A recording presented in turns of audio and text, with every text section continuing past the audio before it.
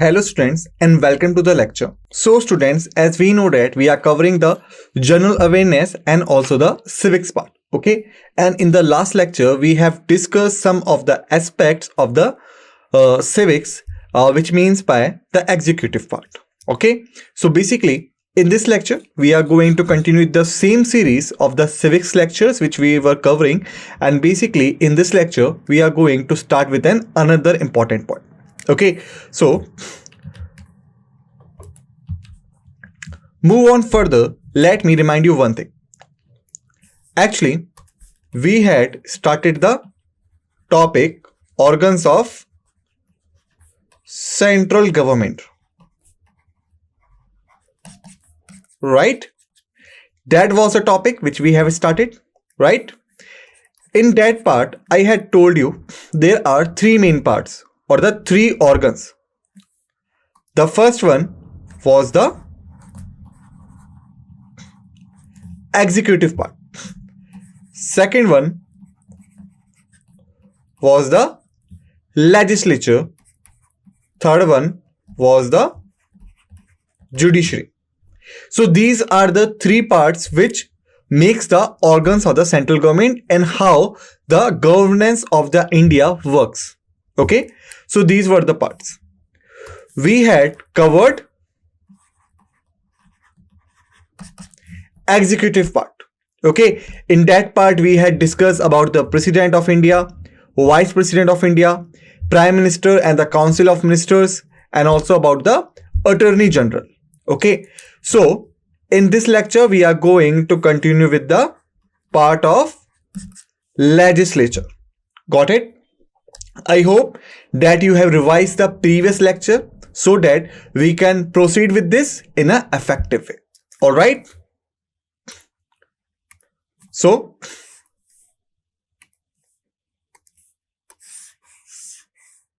civics, that's what we are covering. Okay. And basically, when we talk about the legislature of the central government organ, then we have to look at these two prominent aspects.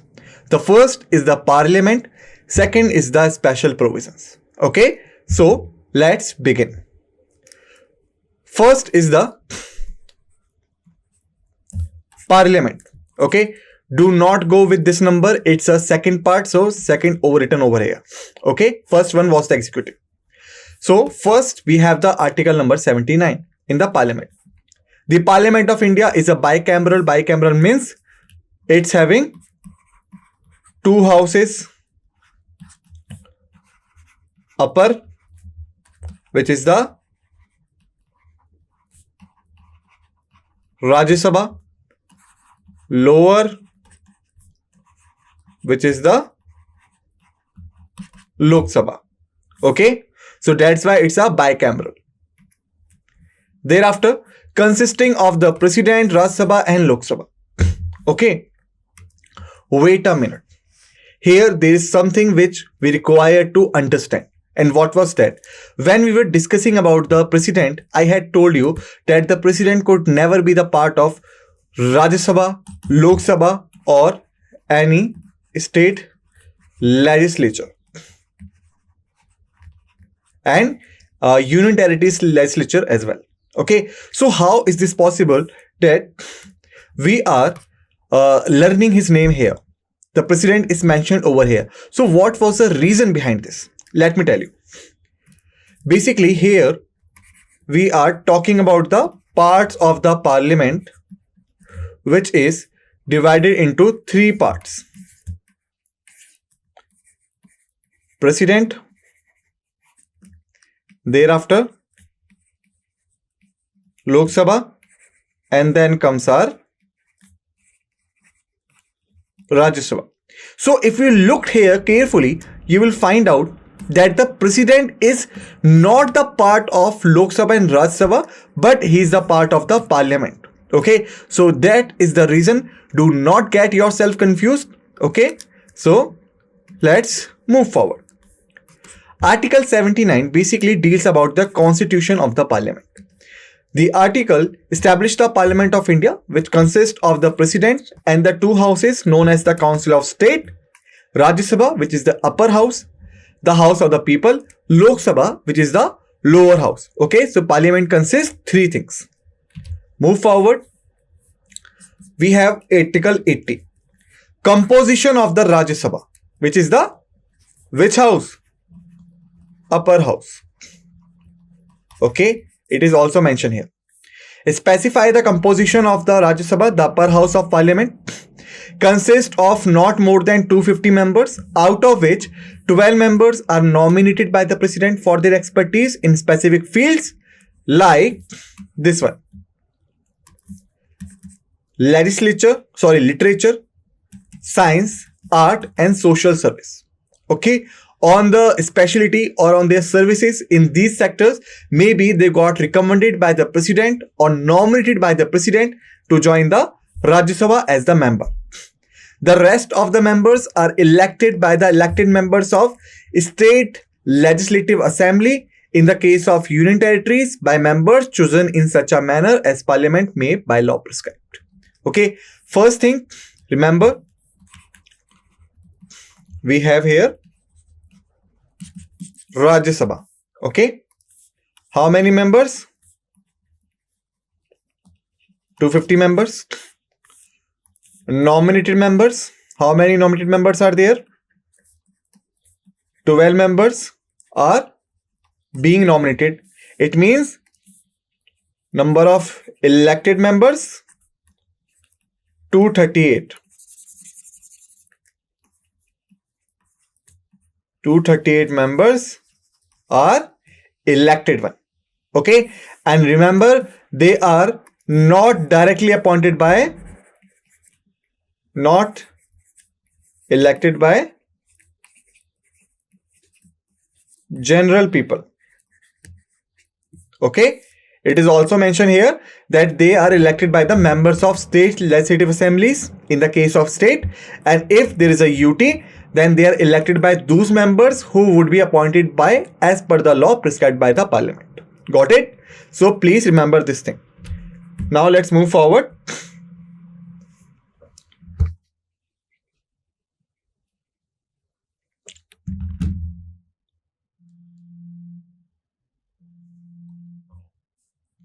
Thereafter, now we have this one. It's Article 81.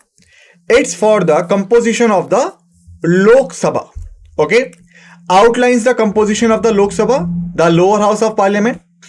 The Lok Sabha is to have not more than 550 members, of whom up to 530 members represent the states, up to 20 represents the union territories, and 2 members can be nominated by the president from the Anglo-Indian community if the president feels they are not adequately represented.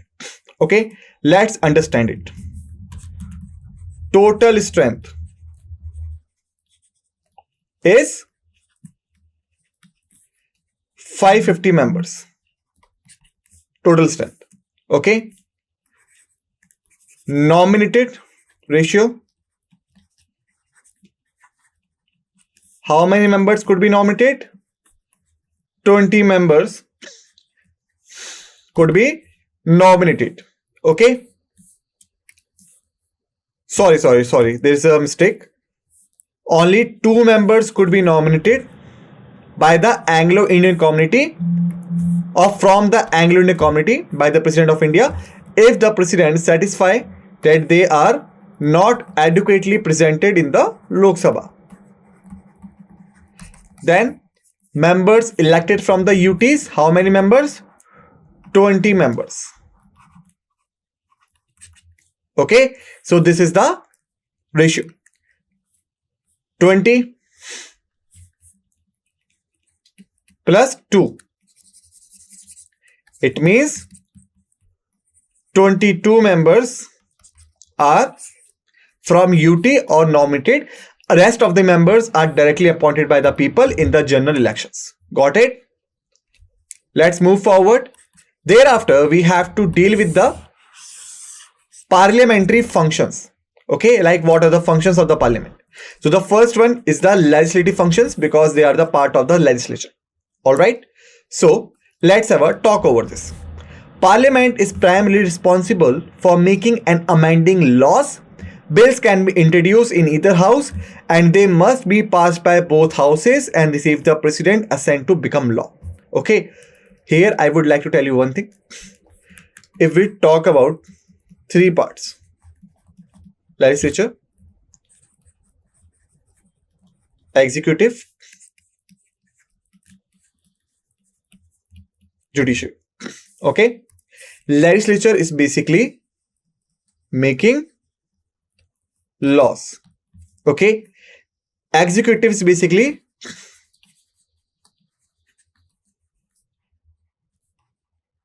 implementing the laws. Okay, judiciary is basically to check out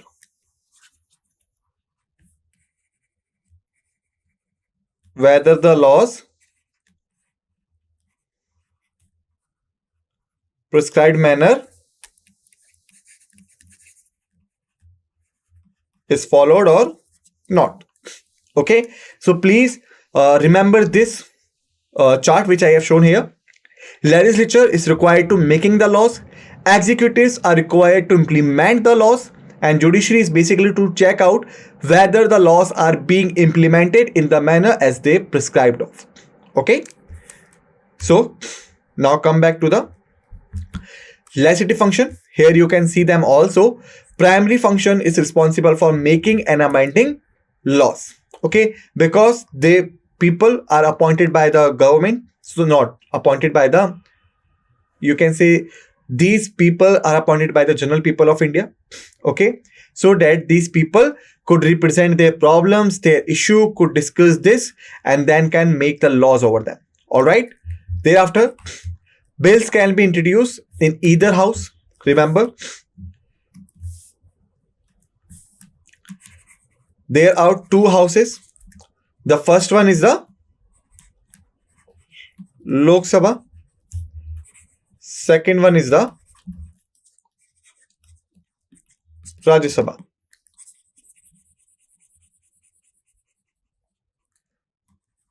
Lok Sabha and Rajya Sabha. Okay, these are two houses. So the bills could be present in either of them.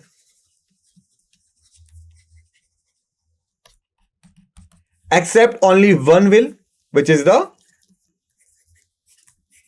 money bill. Alright, money bill could only be represented in the Lok Sabha. It could not be represented in the Rajya Sabha. Okay, and rest of the bills could be presented in any of the houses. Got it?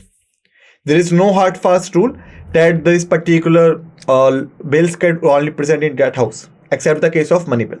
Alright, and then they must be passed by both the houses and then receive the president assent to become a law. Okay, now thereafter what we have is the financial functions. Okay, financial control. Parliament has control over the government finances. It approves the budget, taxation proposals and expenditure. The Lok Sabha has the exclusive power to approve money bills because they presented and could only be presented in the Lok Sabha and Lok Sabha only. Okay, and let me give you some more clarity on this. Okay, so if you remember when we were talking about the Council of Ministers, right? When we were talking about this, what did I tell you? What was I said? I say it consists the ministers charging various ministries. Okay, so Council of Ministers consist of the ministers who are charging various ministries. For example, Ministry of Finance, Ministry of External Affairs, Ministry of Shipping, Commerce and Trade, Statistics and the Program Implementation, whatsoever. Okay, so that's why Council of Ministers is a part of Lok Sabha, or you can say is the part of Parliament. So that's why the financial function also lies with the Parliament. Okay, because the financial function generally holding by Ministry of Finance. Okay, and Ministry of Finance comes under the Finance Minister, who is a part of Council of Ministers, and Council of Ministers is a part of Parliament. Okay, so ultimately the financial powers comes under the Parliament. Okay, it means that the Finance Minister is responsible to making the budget of the country by analyzing various facts and figures. Okay, and then the budget presented in the Parliament, then the discussion goes on, and then finally the draft will present it for the voting. If the vote successful, the plan will be implemented. If not, then there might be some other changes. Okay, so we are not going in that much details. Okay, so but I can give you some steps. First is preparation and presentation of plan. Second is discussion on them. Okay. Third is voting, and the fourth is assent granting. These are the 4 general steps. Okay, it's just for an idea. You are not required to go in depth. All right, so you can just look at them and you can get an idea what the procedure of presenting of laws in the Parliament, or passing of the laws in the Parliament, you can say. All right, thereafter let's move forward. Then we have scrutiny and oversight. Okay, scrutiny and oversight. Parliament scrutinizes the actions of the government, holding it accountable for its policies and decisions. This includes debates, discussion, and questioning of the ministers. Remember, I had told you while I was telling you about the Council of Ministers, I had mentioned a word over here, which I think was the very important word in order to understanding the procedures effectively. What was that particular word? The word was collective responsibility. That was the word I used it. Collective responsibility. And what did I mean by this? I said when we talk about the Council of Ministers, then the Council of Ministers is collectively responsible to the Parliament. Okay, it means that the Parliament having the right to question the sitting government. How it is so? Because the Council of Ministers comprise the ministers who having the charge of different ministries, and this ministers comes from the government which has been elected by the people to rule over 5 years tenure. All right, so that's why the Council of Ministers who is taking the different actions, they are responsible to the Parliament, and that gives the Parliament the power of scrutiny and oversight. It means that the Parliament may ask the questions to the ministers, may discuss their actions, and may holding them accountable for their policies and the decision. Okay, so remember this thing. Thereafter, representation. Parliament represents the diversity of Indian population and ensures that various communities and regions have a voice in the decision-making process. If we looked at the Indian map, okay,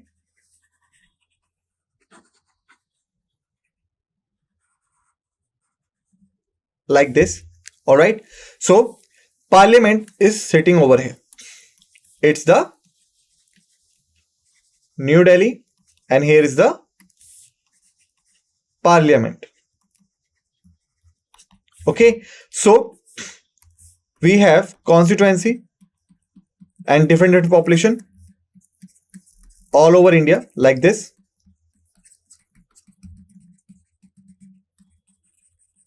Okay, so people from all over India are come over here, and they come from the region and they represent their people in the parliament, so that we could have a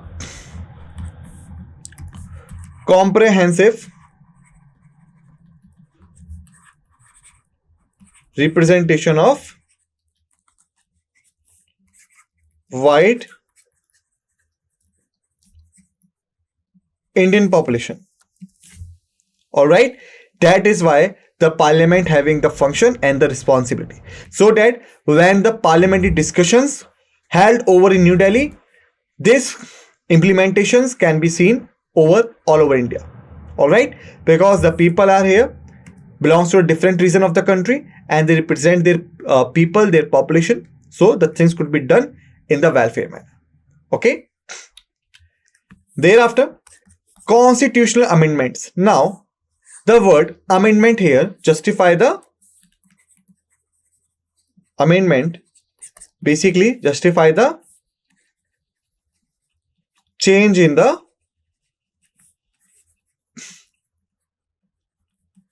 existed provisions. Okay, this is the amendment. All right, as we know that our constitution was built up during the time period of 1946, 1948, 1949, and finally we implemented it in the 1950. Okay, so if we talk about from 1950 to till today, how many years have been passed? Various things have been changed, not in the our country but in the world as well.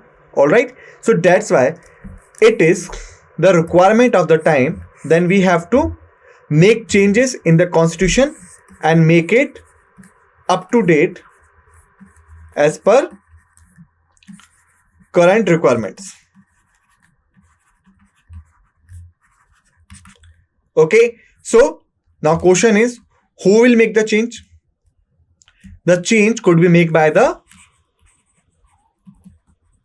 parliament, and it comes under the functions of the parliament in the category of constitutional amendments. Okay, parliament can amend the constitution with a special majority in both houses, enabling it to adopt to changing needs and circumstances. Okay, remember, whenever it's the question of amendment, constitutional amendment, so the bill which has been presented to the parliament regarding this is required, and it is essential that this bill should be passed of the special majority. What do you mean by it? The special majority comprised two factors: more than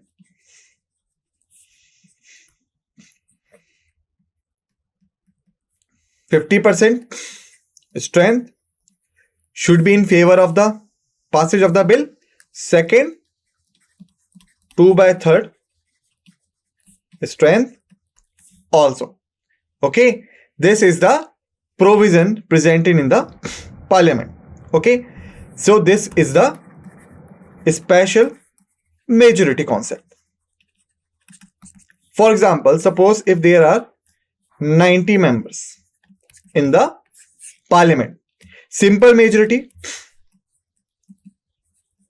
is like more than 50% members must be in the favor and the bill will pass. Okay, so if we talk about 90, then 50% of 90 will be only 45 plus 1 or 2, you can say. So if 46 members are in favor of the bill will be passed off. Okay, on the other hand, when we talk about the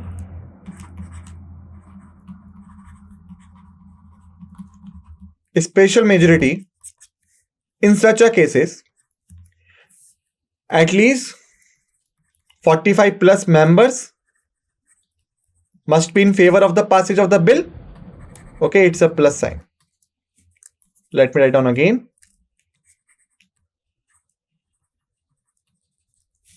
Okay, second, 2/3 means at least 60 members must be in favor. So these two conditions will be satisfied, then only the bill could be passed. All right. Thereafter, emergency powers.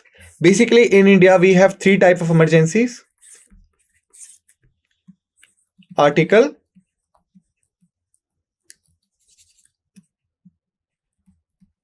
352, Article 356, and Article 360. 352 talks about national emergency. 356 talk about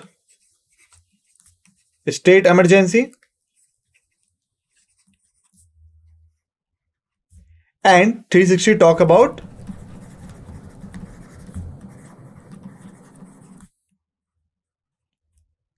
financial emergency.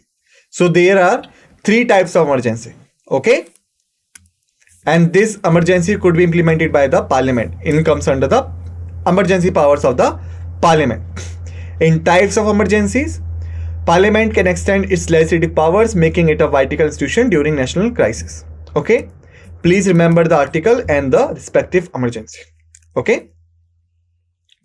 Now, let's move forward. Thereafter, sessions. Parliament has 3 sessions each year. First is the budget session. Thereafter, the monsoon session and the winter session. So, if the question asks how many sessions are there in the parliament, answer is 3. If the question asks what are the parliamentary sessions, what is their respective names, so 3: budget session, monsoon session, and the winter session. Each sessions typically last for several weeks. Got it? Thereafter, if we talk about the parliamentary procedures, the first is the passage of bills. Bills can be introduced in either house, but they must pass through both houses to become law. Okay, it means that you can present it in any house except the money bill, because it is restricted to be presented in the Lok Sabha only. Okay, so suppose you present in any house, Lok Sabha, Rajya Sabha. So this is the freedom you have. But the condition is there, the bill could only be become if it is passed by the both houses. So for example, let's have an example. 2 houses are there, Lok Sabha and Rajya Sabha. Okay. The bill was presented in the Rajya Sabha. Okay. And got passed also. But it was failed in the Lok Sabha. So the bill will not become act. Okay. Doesn't matter in which house you have presented it. It could be only become an act when it was passed by both the houses. So it means the condition should be like this: passed, and passed from both the houses. Alright. Thereafter, committees. Parliament has various committees such as public account committees and standing committees which review and scrutinize specific aspects of the governance. Alright. Thereafter, questioning hour. It is a type of the procedure of the parliament sessions. A specified period in each house's daily schedule is reserved for members to ask questions to ministers, seeking clarifications and informations. Okay, as I have told you, the Council of Ministers could be challenged and could be directly responsible to the parliament. Alright. Thereafter, if we talk about the leadership, first we have is the Lok Sabha Speaker. Has a speaker who presides over its proceedings, maintains order and ensures the rules are followed. Okay. In the case of Rajya Sabha, we have the chairman and he is the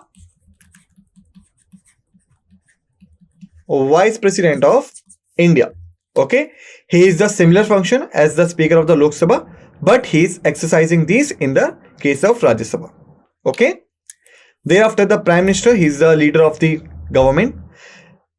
Leader of the majority party or coalition in the Lok Sabha becomes the Prime Minister and heads of the government, while the head of the state is the President. Thereafter, the President. President of India plays a ceremonial role in functioning of the Parliament. They summon and prorogue sessions, give assent to the bills and address Parliament at the beginning of each session. Alright. Now, Money Bill, Article 110 could be only present in the Lok Sabha. Let's have a look over here. Article 110 defines the money bill and what is the part of money bill. Money bill includes matters like the imposition, abolition, remission, alteration or regulation of any tax, regulation of the borrowing of money by the government, and issues related to the Constituted Fund of India, among other financial matters. Okay, all these have been defined in the money bill. Importantly, a money bill can only be introduced in the Lok Sabha and requires the President assent after being passed by the both houses of the Parliament. Okay, so this is important thing. Please remember this thing in your mind. Thereafter, after Parliament, in the legislature, we have the special powers. First is the Article 123. It is the power of the President to promulgate ordinances. This article empowers the President of India to promulgate ordinances during the recess of the Parliament. It means when the Parliament is not in the session, it means that no discussion could be going on. In such a cases, the President could pass the orders named as the ordinance. Okay. An ordinance is a law and has the same force and effect as an act of the Parliament. Okay. However, it is temporary measure and must be approved by the Parliament within 6 weeks of reassembling, or else it ceases to operate.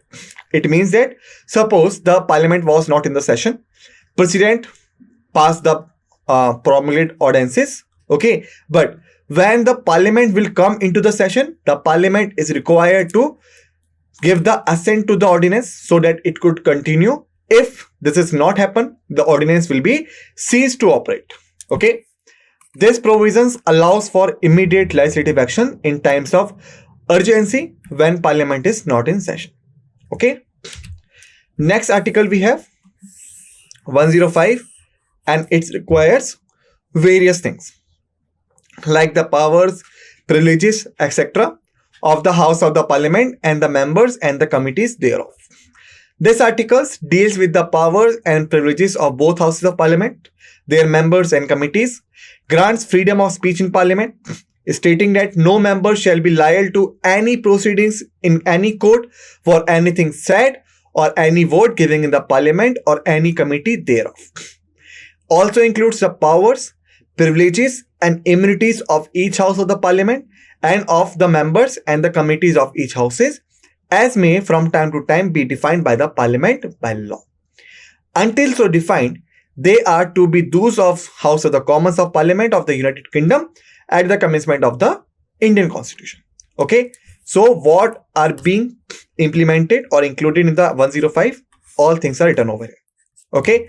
So with this, we have finished the legislature part of this organ of central government. In the next lecture, we will begin with the judiciary part. Till then, just revise all the facts and figures we have discussed in this lecture and be ready for the another lecture. With this note, let's end this lecture and thank you.